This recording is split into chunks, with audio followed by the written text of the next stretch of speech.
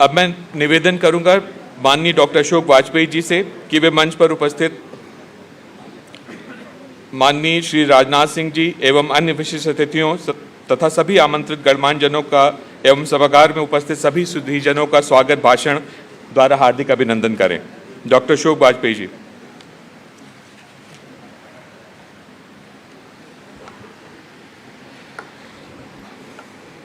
आज के कार्यक्रम के मुख्य अतिथि देश के यशस्वी रक्षा मंत्री परम आदरणीय श्री राजनाथ सिंह जी, मंच पर विराजित उत्तर प्रदेश के युवा जुझारू उप मुख्यमंत्री आदरणीय ब्रजेश पाठक जी, मोतीलाल मेमोरियल सोसाइटी के अध्यक्ष और सांसद कुंवर उज्ज्वल रमण सिंह जी, पूर्व मंत्री आदरणीय महेंद्र सिंह जी, मुकेश शर्मा जी, आदरणीय आनंद द्विवेदी जी, राजेश सिंह जी, डॉक्टर JN मिश्रा जी, महामंत्री भारत सेवा संस्थान, डाक विभाग के सभी अधिकारीगण, मंच पर बैठे हुए सभी सम्मानित अतिथिगण और आज के कार्यक्रम में पधारे हुए लखनऊ के सभी गणमान्य भाइयों बहनों, आज हम सबके लिए बड़ा सौभाग्यशाली दिन है कि जब हम उत्तर प्रदेश के पूर्व मुख्यमंत्री, जो 4 बार मुख्यमंत्री के रूप में जिन्होंने प्रदेश की सेवा करने का काम किया, आज उनकी जयंती की पूर्व संध्या पर 124वीं जयंती पर माननीय रक्षा मंत्री जी को मुख्य अतिथि के रूप में पाकर हम सब अपने को गौरवान्वित अनुभव कर रहे हैं क्योंकि माननीय रक्षा मंत्री जी का भी राजनीति के प्रारंभिक दिनों में गुप्ता जी के प्रति बड़ा अनुराग रहा है और ऐसे मुख्य अतिथि को माननीय गुप्ता जी की 124वीं जयंती पर अपने बीच पाकर हम सब आनंदित हैं। मित्रों, माननीय रक्षा मंत्री जी ने जिस तरह से देश का गौरव बढ़ाने का काम किया, ऑपरेशन सिंदूर के माध्यम से सारी दुनिया में भारत के शौर्य का जो प्रदर्शन हुआ है, आज भारतवर्ष के 140 करोड़ नर नारियों का सीना चौड़ा हो गया। ऐसे यशस्वी रक्षा मंत्री जी का स्वागत करते हुए लखनऊ की जनता अपने को धन्य समझती है। माननीय रक्षा मंत्री जी से मैं गुप्ता जी के बारे में चंद बातें कहना चाहूंगा। आज जब हम काकोरी क्रांतिकारियों के उस कार्य की सराहना करते हुए शताब्दी वर्ष मना रहे हैं, आपको स्मरण होगा कि 1925 में जब क्रांतिकारियों के पास पैसे का अभाव था और अंग्रेजों के खिलाफ आंदोलन चलाने के लिए पैसे की जरूरत थी, तब क्रांतिकारियों ने अंग्रेजों का खजाना लूटने का निर्णय लिया और काकोरी में ट्रेन रोक करके अंग्रेजों का खजाना जा रहा था, उस खजाना को लूटा और उससे देश की आजादी के आंदोलन को गति देने का काम किया। उस समय उन क्रांतिकारियों के लिए वकालत करने के लिए देश का कोई भी वकील आगे नहीं आया। श्रद्धेय गुप्ता जी नौजवान थे, ला करके निकले थे और जब उनको लगा कि इन देश के क्रांतिकारियों के लिए कोई भी देश का बड़ा अधिवक्ता आगे नहीं आ रहा, गुप्ता जी ने उस केस की अगुवाई की, पैरवी की, अपना वकालतनामा लगाया और अंग्रेज सरकार के खिलाफ बेखौफ होकर क्रांतिकारियों की वकालत करने के लिए आगे आए। बाद में और बहुत सारे नेता आए। तो आज उस घटना का भी यह शताब्दी वर्ष है। 9 अगस्त को काकोरी क्रांतिकारियों का काकोरी कांड के 100 वर्ष पूरे होंगे। इसलिए माननीय रक्षा मंत्री जी को मैं स्मरण दिलाना चाहता हूं देश के उन रणबांकुरों का जिन्होंने देश के लिए अपना सर्वस्व न्यौछावर किया और काकोरी के उन शहीदों के नाम पर कांग्रेस सरकार तो सदैव उदासीन रही। कभी उनका राष्ट्रीय आंदोलन में उन क्रांतिकारियों का जिक्र उस सम्मान के साथ नहीं आता है जिस गौरव के वो हकदार थे। लेकिन कम से कम मैं उम्मीद करता हूं आपके नेतृत्व में उन क्रांतिकारियों को यथोचित सम्मान मिलेगा और मैं आपसे एक मांग भी करता हूं लखनऊ की ओर से कम लखनऊ और देश की राजधानी में इस शताब्दी वर्ष में क्रांतिकारियों के नाम पर चाहे सड़क का नाम हो या पार्कों का नाम हो, कहीं कुछ ऐसा हो जिससे नई पीढ़ी उनके नाम से अपने को जोड़ सके। आज गुप्ता जी का हम लोग इसलिए स्मरण कर रहे हैं, उनका सारा जीवन समाज के लिए समर्पित रहा। यहां तक कि जिस घर में वो रहते थे वो घर भी वो समाज को दे गए और तमाम समितियों के माध्यम से, तमाम ट्रस्ट के माध्यम से, आज भी उन संस्थाओं के माध्यम से लखनऊ और प्रदेश की सेवा का काम अनवरत आगे बढ़ रहा है। आपके मंच पर मोतीलाल मेमोरियल सोसाइटी के अध्यक्ष कुंवर उज्ज्वल रमण सिंह जी, महामंत्री राजेश सिंह जी बैठे, भारत सेवा संस्थान का दायित्व तो मेरे पास है।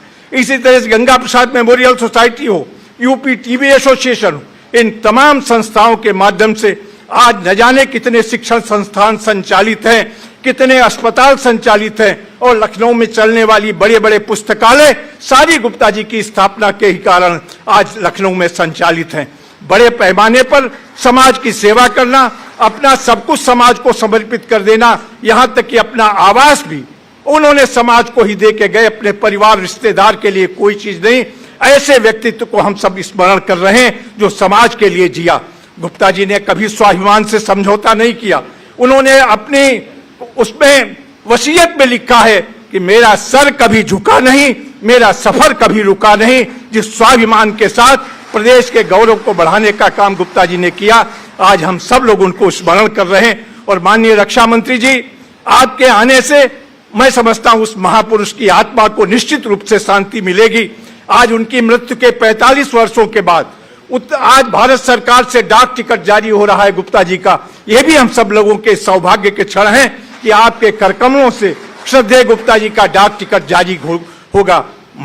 हम लोगों ने गुप्ता जी के नाम से एक सभागार, मोतीलाल सभागार का स्थापना की है, उसका भी अनावरण आप करेंगे, और उससे माध्यम से भी तमाम सारे विशिष्ट बैठकें उस सभागार में हो सकेंगी।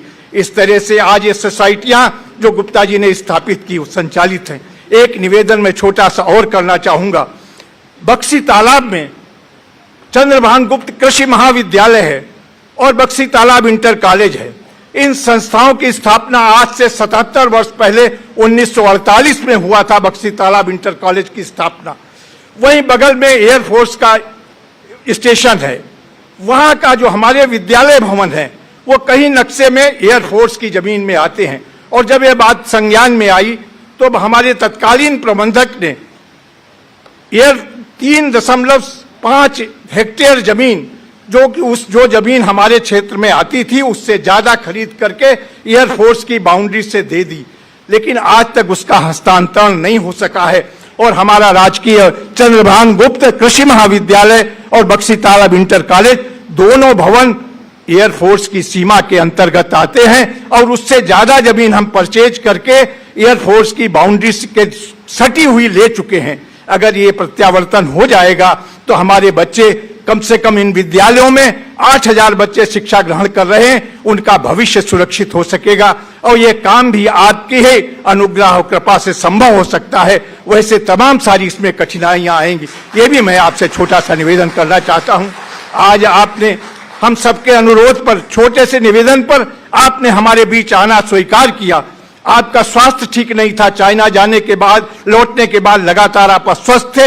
लेकिन आज गुप्ता जी के प्रति आपका अनुराग और हम सब के अनुरोध को स्वीकारते हुए आपका पदार्पण हम सबको गौरव बढ़ाने का काम करने वाला है। मैं आपका हृदय से अभिनंदन करता हूं, आभार व्यक्त करता हूं और अपने बीच आपका स्वागत करता हूं कि ये स्नेह और ये अनुराग गुप्ता जी की बनाई संस्थाओं के प्रति आपका हमेशा बना रहेगा। ये संस्थाएं आगे बढ़ती रहेंगी, पुष्पित और पल्लवित होकर समाज की सेवा करती रहेंगी। इसके साथ बार बार आपका अभिनंदन करते हुए अपनी बात को विराम देता हूं। बहुत बहुत धन्यवाद।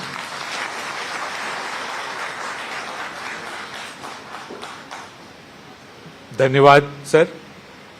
अब वह ऐतिहासिक एवं गर्वान्वित कर देने वाला क्षण उपस्थित है जब हम सभी की उपस्थिति में पूर्व मुख्यमंत्री श्रद्धेय श्री चंद्रभान गुप्त जी के यशस्वी जीवन एवं राष्ट्र निर्माण में उनके अविस्मरणीय योगदान को स्मरणीय एवं चिरस्थायी रूप प्रदान करने हेतु स्मारक डाक टिकट का विमोचन होगा। Shri Pranab Kumar ji, chief post master general Lucknow से अनुरोध है कि इस अनावरण में सहयोग करें।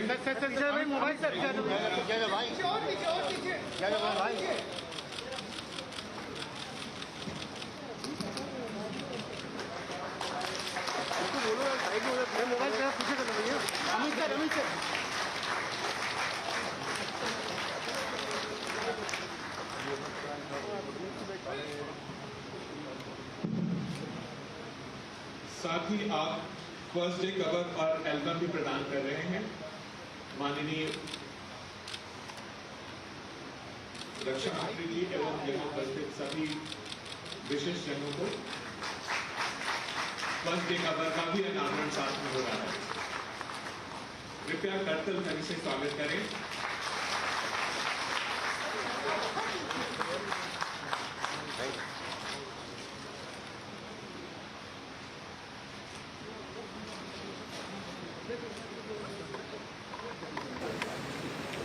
इसी अवसर पर मोती महल सोसाइटी परिसर में बनाए गए नवीन सभागार का भी लोकार्पण माननीय मुख्य अतिथि रक्षा मंत्री श्री राजनाथ सिंह जी द्वारा किया जाएगा। अब मैं निवेदन करता हूं कि मोती महल सोसाइटी परिसर में नवनिर्मित सभागार का औपचारिक लोकार्पण कर इस सांस्कृतिक और बौद्धिक धरोहर को जन समर्पित करें।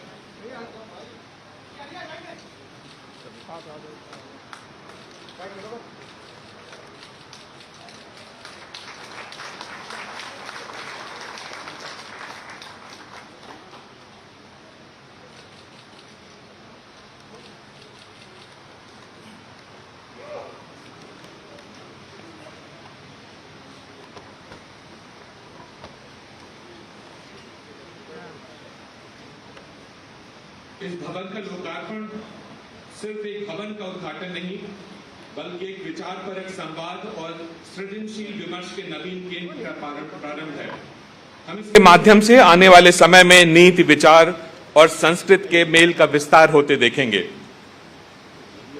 अब मैं निवेदन करूंगा माननीय सांसद एवं मोती महल मेमोरियल सोसाइटी के अध्यक्ष कुंवर श्री उज्ज्वल रमण सिंह जी का कि वे मंच पर आएं और अपने विचारों से हम सभी का उद्बोधन करें।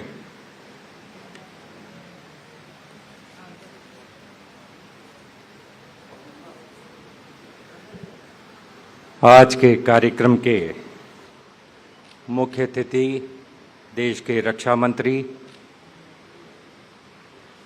आदरणीय राजनाथ सिंह जी, देश प्रदेश के उप मुख्यमंत्री आदरणीय ब्रिजेश पाठक जी, भारत सेवा संस्थान के अध्यक्ष आदरणीय डॉक्टर अशोक वाजपेयी जी,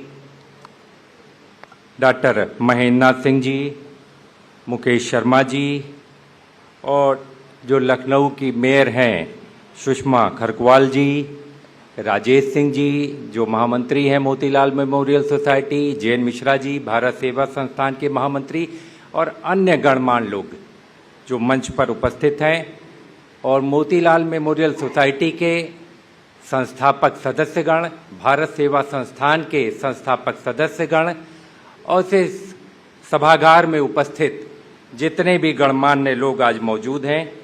आज हम लोगों के लिए हर्ष का विषय है कि देश के रक्षा मंत्री के माध्यम से आज जिस चीज़ का हम लोग 1995 से प्रयास कर रहे थे, जिसमें कुंवर रेवती रमन सिंह जी ने, डॉक्टर अशोक वाजपेयी जी ने, दाऊजी गुप्ता जी ने लगातार इसके निवारण के लिए प्रयास किया कि स्टैंप रिलीज हो और लगातार हम लोगों ने, जब से मैं चुनाव जीत कर गया तो उसका लगातार मैंने प्रयास पिछले 1 सालों में किया। उसकी परिणति है सबके सम्मिलित प्रयास के बाद आज ये दिन नसीब हुआ है कि श्रद्धेय गुप्ता जी के पर आज स्टैंप पर रिलीज माननीय रक्षा मंत्री जी ने किया है। अभी डॉक्टर अशोक वाजपेयी जी ने बड़े विस्तार से गुप्ता जी के बारे में उन बातों की चर्चा की। मैं बहुत ही संक्षेप में कहना चाहूँगा कि आदरणीय गुप्ता जी इस देश की एक महान धरोहर थे। श्रद्धेय गुप्ता जी वर्ष 1937 में, वर्ष 1946 में, 1952 में, 1961 में और 62 और 67 में वो उत्तर प्रदेश और 69 में उत्तर प्रदेश विधानसभा के सदस्य रहे।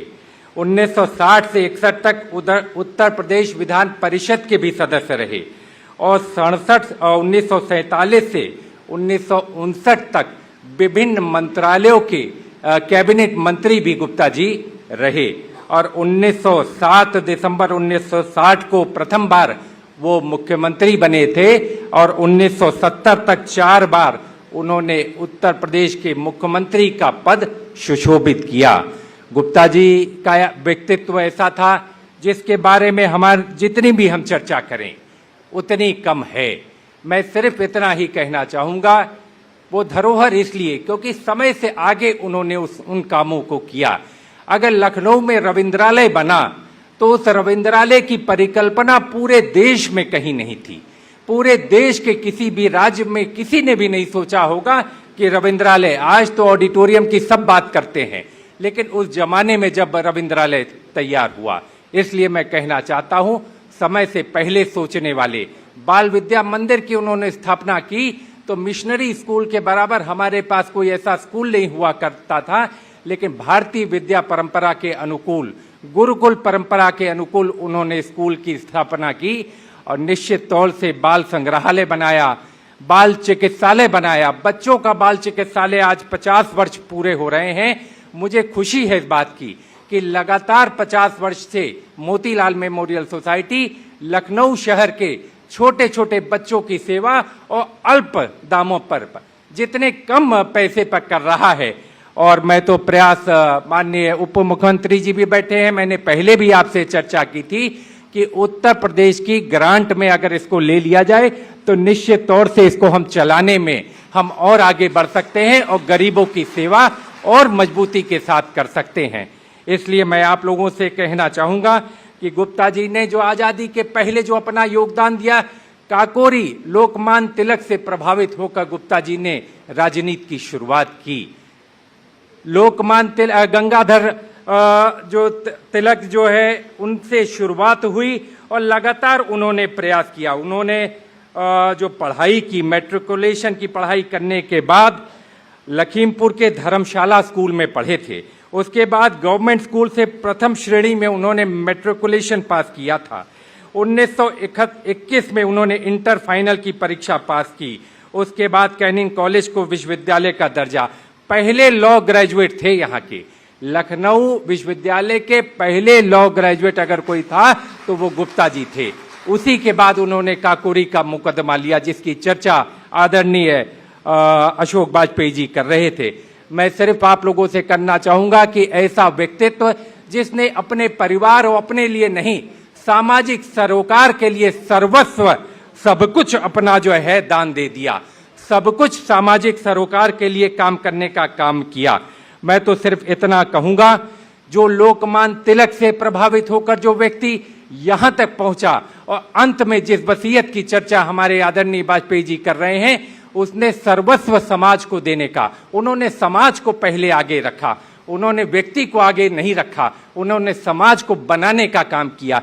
जितनी भी संस्थाएं बनाई लखनऊ में, चाहे वो मोतीलाल मेमोरियल सोसाइटी के अंतर्गत हो या भारत सेवा संस्थान के अंतर्गत हो, उन्होंने समाज को अर्पित करने का काम किया और लगातार वो जनता की सेवा कर रही है। मैं सिर्फ इतना ही कहना चाहूंगा, आप बहुत व्यस्ततम समय में आपने हम लोगों को समय दिया है। हमारी सिर्फ आपसे दो ही आग्रह है।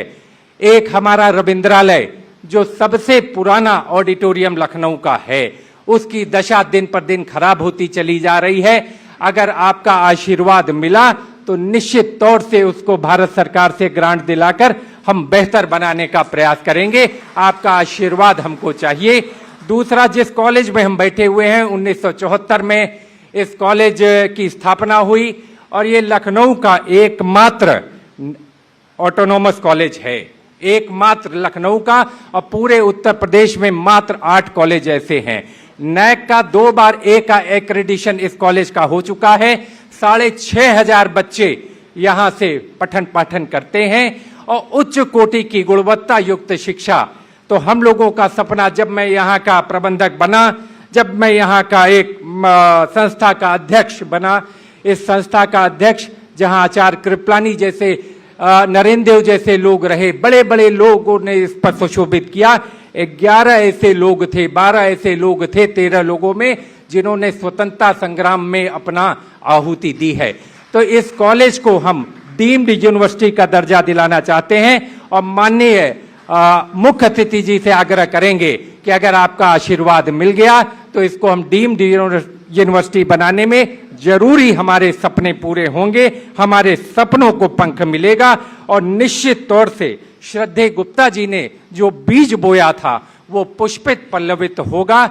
इसी उम्मीद और विश्वास के साथ कि आपने हमारे लिए, हमारी संस्थान के लिए, हमारे श्रद्धेय गुप्ता जी के लिए आपने समय निकाला, पूरी संस्थान की तरफ से, हम मोतीलाल मेमोरियल सोसाइटी की तरफ से, हम भारत सेवा संस्थान की तरफ से दिल की गहराइयों से आपका आभार और बहुत बहुत धन्यवाद।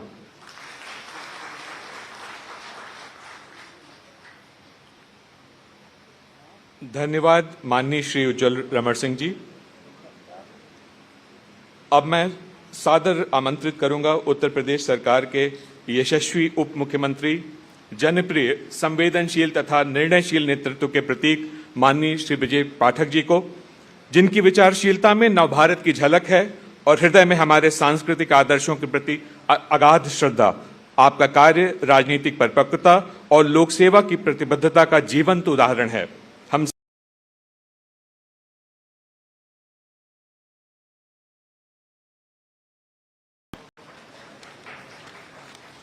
भारत माता के, भारत माता के, भारत माता के।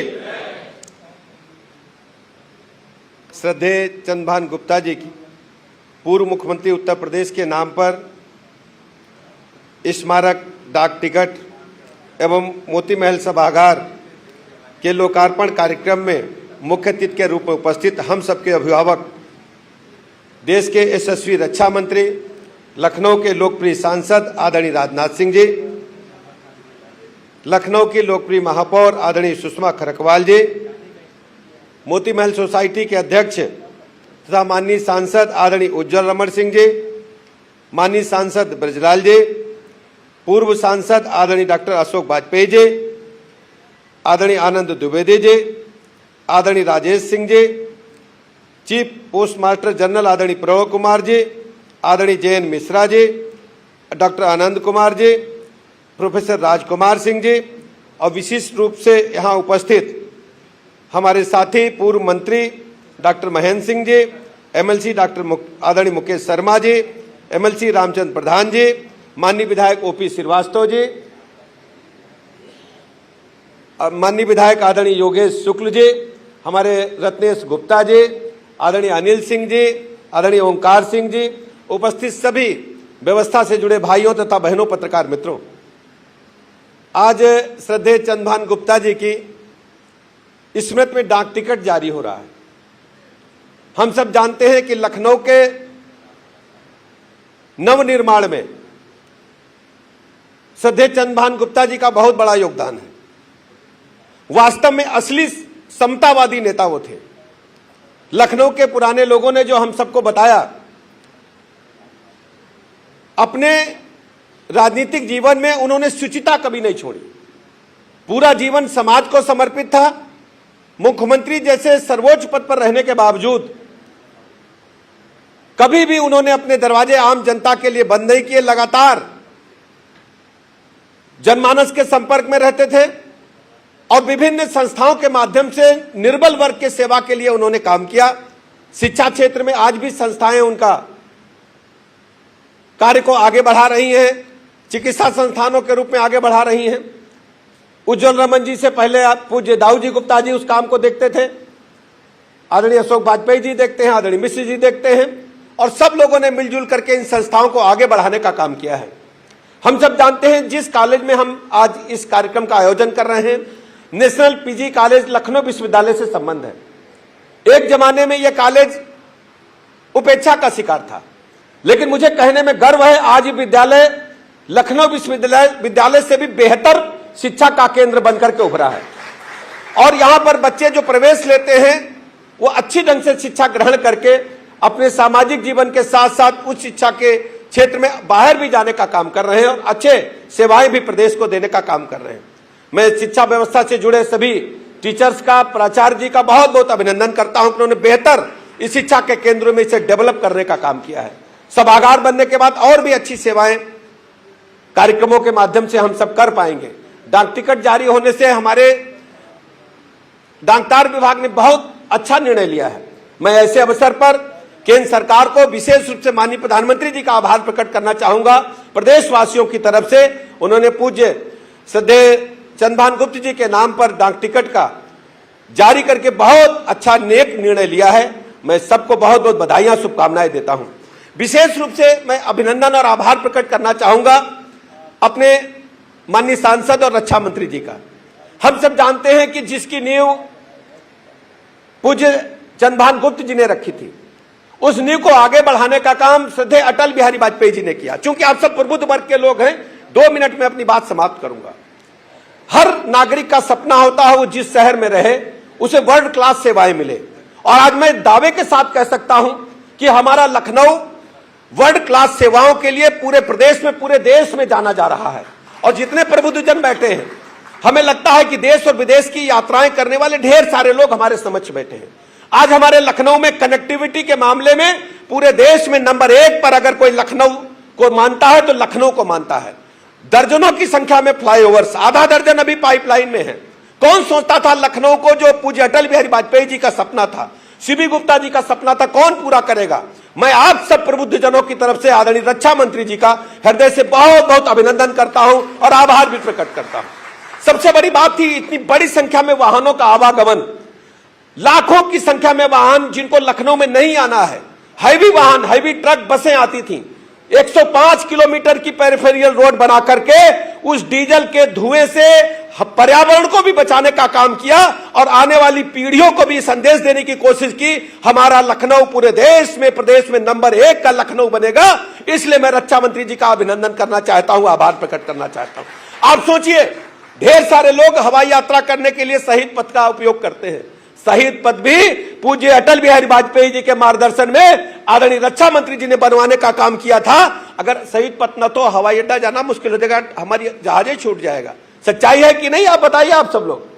तो और सोचिए, आप केवल मार्गों का ही नहीं काम हुआ है, हवाई अड्डा जाकर के देखिए, दिल्ली से बेहतर हवाई अड्डा, अंतरराष्ट्रीय हवाई अड्डा शायद ही कहीं आपको ऐसा मिलेगा, वर्ल्ड क्लास हवाई अड्डा बनने का काम किया है। आपके पास में गोमती नगर का रेलवे स्टेशन है।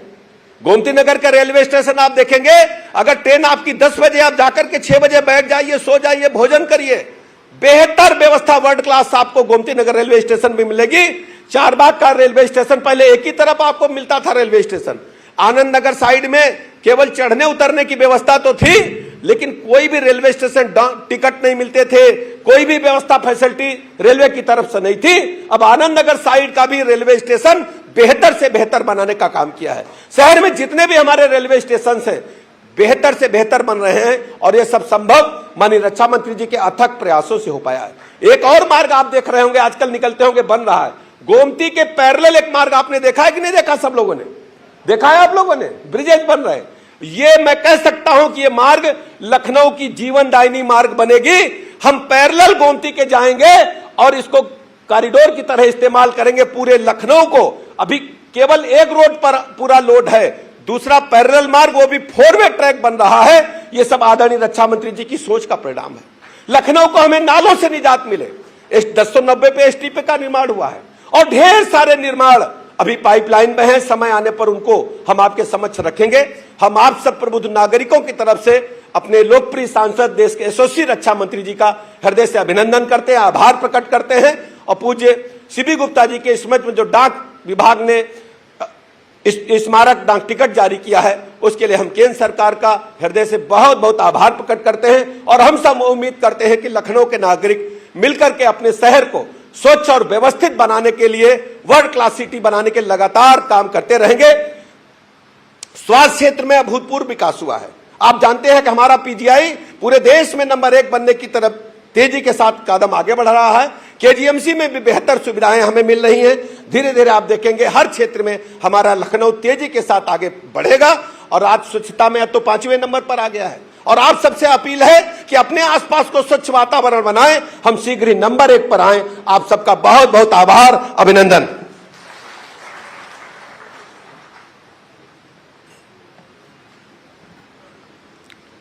धन्यवाद माननीय उप मुख्यमंत्री जी।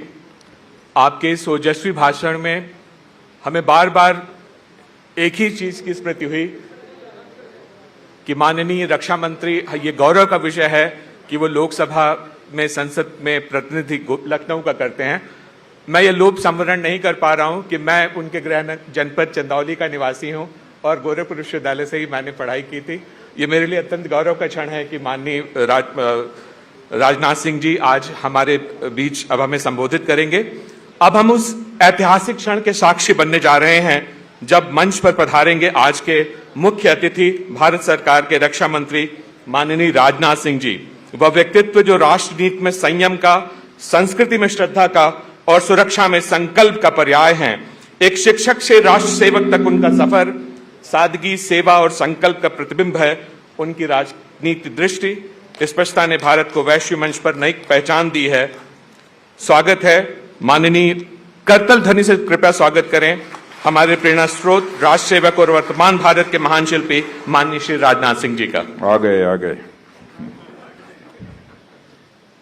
हमारे उत्तर प्रदेश के उप मुख्यमंत्री श्रीमान ब्रजेश जी पाठक, पूर्व सांसद एवं अध्यक्ष भारत सेवा संस्थान मेरे मित्र डॉक्टर अशोक कुमार जी वाजपेयी, प्रिय उज्ज्वल रमण सिंह सांसद एवं अध्यक्ष मोतीलाल मेमोरियल सोसाइटी, श्री ब्रजलाल जी सांसद, श्रीमती सुषमा खरकवाल महापौर, Shri Anand Dwivedi, Shri Rajesh Singh, Shri JN. Mishra, doctor Mahendra Singh, Shri Mukesh Sharma, Shri Ramchandra ji Pradhan, Shri Yogesh Shukla, Shri OP. Srivastava, Shri Pranav Kumar, chief post master general doctor Anand Kumar Singh, director डाक सेवाएं, और श्रीमान दिवाकर जी त्रिपाठी।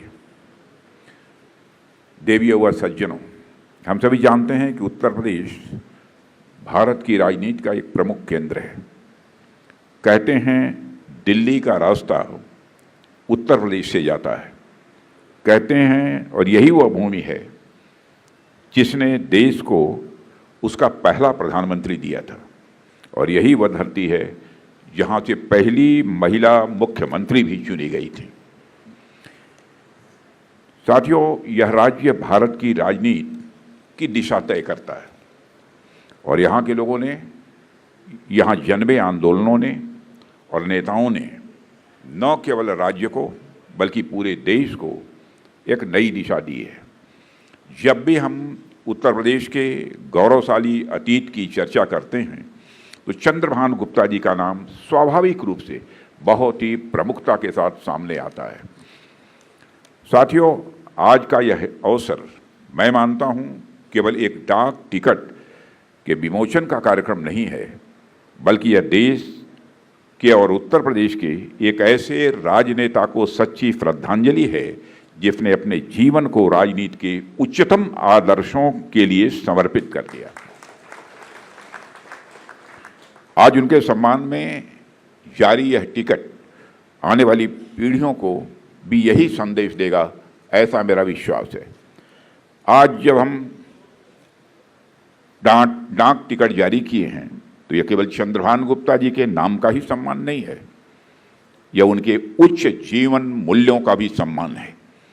यह एक संदेश है कि भारत की राजनीति में सेवा, सादगी और ईमानदारी का महत्व रहा है और आगे भी इसका महत्व रहेगा ही। आप जानते हैं, जब हमारा देश आज़ाद हुआ और संविधान लागू हुआ और आधुनिक लोकतंत्र की नींव पड़ी, उस समय हमारा देश कई बड़ी बड़ी समस्याओं से जूझ रहा था। उस समय शासन और प्रशासन की चुनौतियां और जिम्मेदारियां भी बहुत बड़ी थीं। उस समय के नेताओं ने न सिर्फ शासन चलाया बल्कि शासन व्यवस्था को व्यवस्थित और स्थापित भी उन्हें करना था। उनके समक्ष एक बहुत बड़ी जिम्मेदारी थी। ऐसे चुनौतीपूर्ण समय में चंद्रभान जी गुप्ता ने उत्तर प्रदेश के पहले दो मुख्यमंत्रियों पंडित गोविंद बल्लभ जी पंत और डॉक्टर संपूर्णानंद जी के कैबिनेट में उन्होंने कार्य किया। वे स्वयं भी 4 बार मुख्यमंत्री रहे। जब वह पहली बार उत्तर प्रदेश के मुख्यमंत्री बने थे तो उन्होंने सबसे पहले ही दिन सभी मंत्रियों के वेतन और भत्ते कम करने का काम किया था, जिससे मितव्ययिता को स्वाभाविक रूप से बढ़ावा दिया जा सके और सरकार के खर्च को कम किया जा सके। यह कोई छोटी बात नहीं थी, किसी मुख्यमंत्री का छोटा कदम नहीं था, लेकिन उसे उन्होंने प्रभावी तरीके से लागू कराया। ऐसा भी कहा जा सकता है आज जो प्रशासनिक व्यवस्था देश और प्रदेश में जो चल रही है उसकी नींव बनाने में चंद्रभान गुप्त जैसे लोगों का बहुत बड़ा योगदान रहा है। उन्होंने प्रशासन और राजनीति में सेवा की भावना की एक परंपरा डाली है और जनता के हितों को सबसे ऊपर रखने का मंत्र भी राजनीतिक क्षेत्र में काम करने वाले लोगों के लिए उन्होंने दिया है। कल मैं जब अपने कार्यकर्ताओं को संबोधित कर रहा था तो मैंने उसमें यह वाक्य कहा था, यह जो मंत्री का पद होता है यह सत्ता की कुर्सी नहीं है बल्कि एक सेवा की चौकी है। तो सचमुच सत्ता के पद को, मंत्री पद को, मुख्यमंत्री पद को उन्होंने के शासन का कोई बड़ा पद माना हो, बड़ी जिम्मेदारी नहीं मानी हो, बल्कि एक सेवा के चौकी के रूप में आजीवन चंद्रभान जी गुप्त ने उसका निर्वाह किया है। देवियों और सज्जनों, चंद्रभान गुप्त जी उत्तर प्रदेश जैसे बड़े राज्य के मुख्यमंत्री बने, लेकिन उनका दृष्टिकोण और उनका एजेंडा कभी क्षेत्रीय स्तर का नहीं रहा, हमेशा वह राष्ट्रवादी रहा है। क्योंकि चंद्रभान गुप्त जी स्वतंत्रता संग्राम की अग्नि परीक्षा से निकले हुए राजनेताओं में से एक थे। उन्होंने आज़ादी के आंदोलन में भी सक्रिय रूप से अपनी भूमिका निभाई थी। साथियों, वह उन लोगों में थे जिन्होंने अंग्रेजों की गुलामी की बेड़ियों को तोड़ने का सपना देखा था और उसके लिए संघर्ष भी किया था। 17 वर्ष की उम्र में चंद्रभान जी स्वतंत्रता आंदोलन में भाग लेने के लिए उतर आए थे। उन्होंने रोलेट एक्ट के खिलाफ प्रदर्शन में भी हिस्सा लिया था। चंद्रभान जी साइमन कमीशन के विरोध में भी खड़े हुए थे। वह स्वतंत्रता आंदोलन में अनेकों बार जेल भी गए थे। वह पंडित मदन मोहन मालवीय जी के साथ भी जेल में रहे थे। उन्होंने समाज में चेतना जगाने और अंग्रेजी हुकूमत को समाप्त करने के लिए अपने जीवन को समर्पित किया था। आज हम सभी इस कार्यक्रम के लिए लखनऊ में एकत्रित हुए हैं। चंद्रभान गुप्त जी ने लखनऊ विश्वविद्यालय से ही वकालत की पढ़ाई की थी, जैसा वाजपेयी जी ने बताया, और हम सभी जानते हैं कि लखनऊ भारत की आज़ादी के आंदोलन का एक प्रमुख केंद्र प्रारंभ से ही रहा है। अगस्त 1925 में लखनऊ के करीब एक रेलवे स्टेशन पर ऐसी घटना हुई जिसने अंग्रेजी हुकूमत की नींव को हिलाकर रख दिया था। आज़ादी की लड़ाई लड़ रहे क्रांतिकारियों ने काकोरी रेलवे स्टेशन के करीब भारत की आज़ादी के लिए ब्रिटिश खजाना लूटा था, जिसमें राम प्रसाद बिस्मिल जी, अशफाकुल्ला खां और सचिन नाथ बख्शी जैसे क्रांतिकारी भी शामिल थे। साथियों, काकोरी कांड में कई लोगों को गिरफ्तार किया गया था और इन सब पर ब्रिटिश सरकार ने मुकदमा चलाया था। कई बड़े नेता जैसे मदन मोहन मालवीय जी, लाला लाजपत राय जी इन क्रांतिकारियों के समर्थन में उस समय खड़े हुए थे। जब काकोरी कांड का ट्रायल शुरू हुआ तो क्रांतिकारियों की तरफ से दिग्गज वकील गोविंद बल्लभ जी पंत जी के साथ चंद्रभान जी गुप्त भी उनके साथ कोर्ट में खड़े हुए थे, उतरे थे और वकालत की थी उन्होंने। चंद्रभान गुप्त जी ने अपनी वकालत की पढ़ाई का देश के क्रांतिकारियों के पक्ष में सदुपयोग करके यह साबित कर दिया कि वह एक सच्चे राष्ट्रभक्त थे। यह संयोग ही है कि इस साल काकोरी कांड की 100वीं वर्षगांठ भी मनाई गई है। साथियों, काकोरी लखनऊ से कुछ ही दूर पर स्थित है और लखनऊ का इस ऐतिहासिक घटना से बहुत ही नज़दीकी रिश्ता भी है। इसलिए मेरा प्रयास यह होगा काकोरी कांड के शताब्दी वर्ष को इस शहर के साथ साथ अन्य स्थानों पर भी ठीक तरीके से, भव्य तरीके से मनाया जाए। साथियों, चंद्रभान जी गुप्ता का जीवन आम जन के लिए यह समर्पित था। वह हमेशा कमजोर वर्ग के लिए कार्य करते रहे और किसानों के लिए उनके मन में एक अलग स्थान था।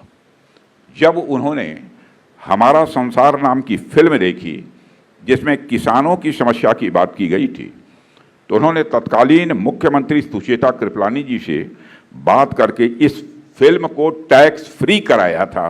तो चंद्रभान जी गुप्त ने कराया था क्योंकि यह किसानों से संबंधित था। गुप्ता जी ने सार्वजनिक जीवन में भी ईमानदारी से काम किया हमेशा इंटीग्रिटी के साथ काम किया और 1960 में जब उनसे पूछा गया कि किसे मुख्यमंत्री बनाया जाए तो उन्होंने कई लोगों के नाम का प्रस्ताव नेतृत्व के समक्ष प्रस्तुत किया, लेकिन अपना नाम भी उन्होंने प्रस्तावित नहीं किया। यह राजनीतिक क्षेत्र में काम करने वालों की यह मर्यादा होती है। और आज की राजनीति में यदि से पूछा जाए कि मुख्यमंत्री किसे बनाया जाए, मंत्री बनाया जाए, तो आज लोग एक पहला नाम अपना लेंगे और उसके बाद तब फिर दूसरे, तीसरे, चौथे स्थान पर दूसरों का नाम लेंगे। कि आजकल को हालत ऐसी है कि लोग कुर्सी पाने के लिए सारी मर्यादाओं का भी अतिक्रमण करने में रंच मात्र भी संकोच नहीं करते हैं। साथियों, चंद्रभान जी पंडित नेहरू जी की आर्थिक नीतियों से ज़्यादा सहमत नहीं थे, इसलिए उन्होंने पंडित नेहरू जी को लेकर, उनकी नीतियों को लेकर कई बार अपनी प्रतिक्रिया भी व्यक्त की। कामराज प्लान से भी चंद्रभान जी बहुत सहमत नहीं थे, लेकिन चंद्रभान जी गुप्त ने कामराज प्लान के लिए उत्तर प्रदेश के मुख्यमंत्री के तौर पर इस्तीफा दे दिया था। आप कल्पना कीजिए कैसे चुने हुए एक नेता को कुछ लोगों की नापसंदगी की वजह से पद से हटना पड़ा था। साथियों, चंद्रभान जी के पास बहुत लंबे समय तक सत्ता नहीं रही है, लेकिन जितने भी कम समय के लिए वह सत्ता में रहे, उन्होंने जन कल्याण के कार्यों को अपने कामकाज में बराबर प्राथमिकता दी है। वह हमेशा अपनी राजनैतिक शुचिता के लिए जाने जाएंगे।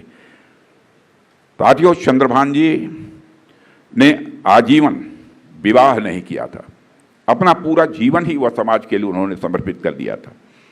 उनका मानना था कि जनता ही मेरा परिवार है और जनता की सेवा ही यह हमारा धर्म है।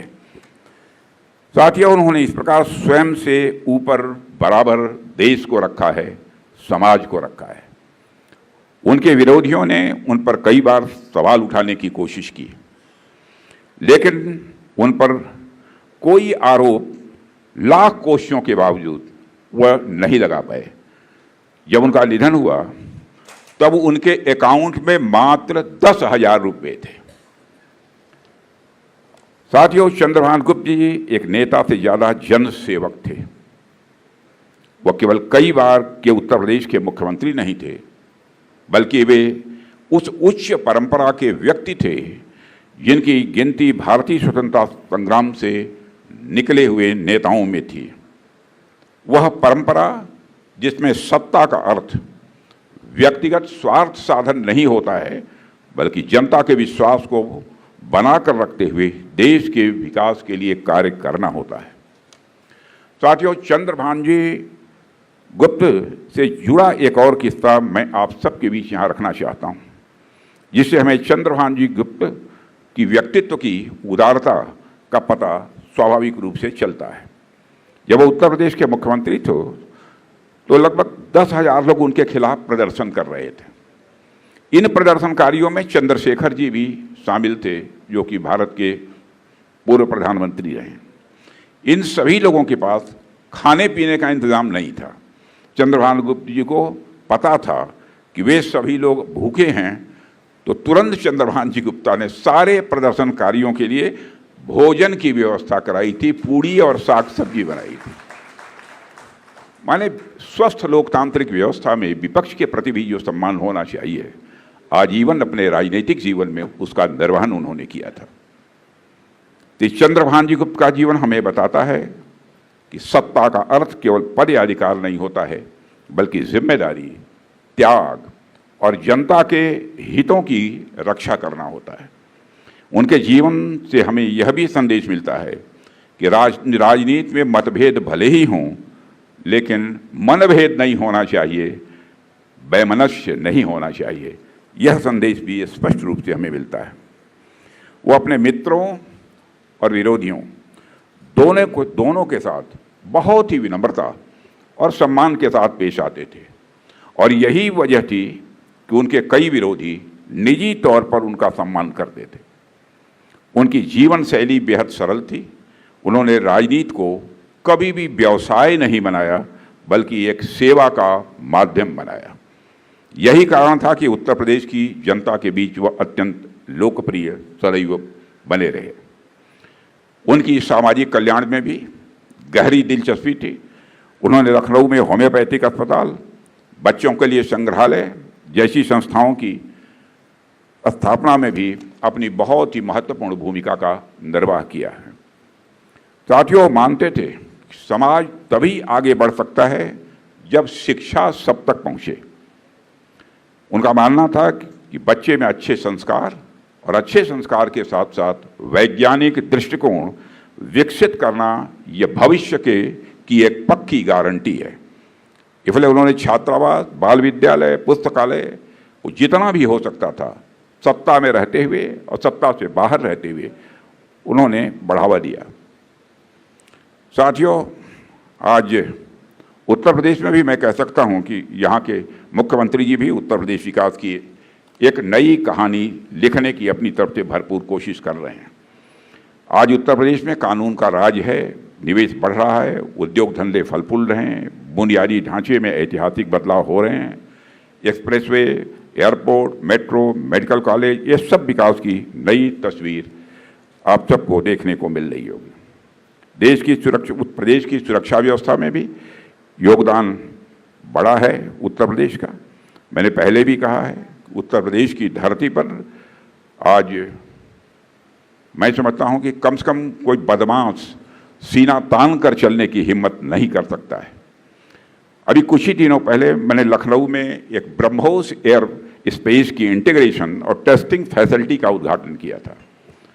आप लोगों ने देखा होगा जो ऑपरेशन सिंदूर हुआ, उस ऑपरेशन सिंदूर में ब्रह्मोस ने करिश्माई काम किया है, ब्रह्मोस मिसाइल ने। और इतना ही नहीं, ब्रह्मोस मिसाइल ने जो करिश्मा दिखाया है उसके बाद दुनिया के लगभग 14-15 देशों ने भारत से ब्रह्मोस मिसाइल की मांग की है। तब ब्रह्मोस मिसाइल अब लखनऊ से भी एक्सपोर्ट की जाएगी। यह फैसिलिटी रक्षा क्षेत्र में मैं समझता हूं हमारे देश की जो हमारी आत्मनिर्भरता है उसको मजबूती देगी और साथ ही इससे रोजगार का भी सृजन होगा। और मेरा प्रयास यही है कि यहाँ और इंडस्ट्रीज भी आएँ ताकि लखनऊ के साथ साथ प्रदेश का भी तेजी से विकास हो। साथियों, अपनी बात समाप्त करने के पहले एक घटना का मैं जिक्र करना चाहूँगा। जब हमारी उम्र लगभग 25.5 या 26 के आसपास रही होगी, मैं मिर्ज़ापुर विधानसभा क्षेत्र से विधानसभा का चुनाव लड़ रहा था। जनता पार्टी उस समय थी। चंद्रभान जी गुप्त एक सार्वजनिक सभा को संबोधित करने के लिए मिर्ज़ापुर में गए थे। मेरे पक्ष में, माने मेरी विधानसभा की जनता को संबोधित कर रहे थे। जनता को संबोधित करने के बाद उन्होंने मेरा हाथ पकड़कर अपनी गाड़ी में दाहिनी तरफ बैठा लिया और दाहिनी तरफ बैठाकर धीरे से 5,000 रुपया निकालकर उन्होंने मुझे दिया। मैं उसे कभी भूल नहीं पाता। और मुझे याद है जब चंद्रभान जी गुप्ता को विदा करने के बाद जो हमारा चुनावी कार्यालय था, तो वहाँ जब मैं गया तो हमारे एक कार्यकर्ता थे जो चुनावी सारी व्यवस्थाओं का संचालन कर रहे थे। मैंने उनको 5,000 रुपये जब दिए तो वह बिल्कुल गदगद हो गए। उन्होंने कहा अब तो मेरा काम सब बन गया। अब उस समय 5,000 रुपये की क्या कीमत थी इसका सहज ही आप अनुमान लगा सकते हैं। वह चंद्रभान जी गुप्त स्वतंत्रता संग्राम में उन्होंने एक साधारण कार्यकर्ता की तरह शुरुआत की और अपने त्याग, प्रतिबद्धता और नेतृत्व से लाखों लोगों के दिलों में जगह बनाई है। उनका जीवन इस बात का उदाहरण है कि कैसे कोई व्यक्ति व्यक्तिगत महत्वाकांक्षा से ऊपर उठकर देश के लिए जीवन जी सकता है। मैं स्वर्गीय चंद्रभान जी गुप्त की स्मृति को यहाँ नमन करता हूँ और मैं हमारे वाजपेयी जी और उज्ज्वल रमण सिंह दोनों के प्रति आभार व्यक्त करता हूँ। इस कार्यक्रम में मुझे उन्होंने आमंत्रित किया और इस कार्यक्रम में आने का मुझे सौभाग्य प्राप्त हुआ है। आप सबको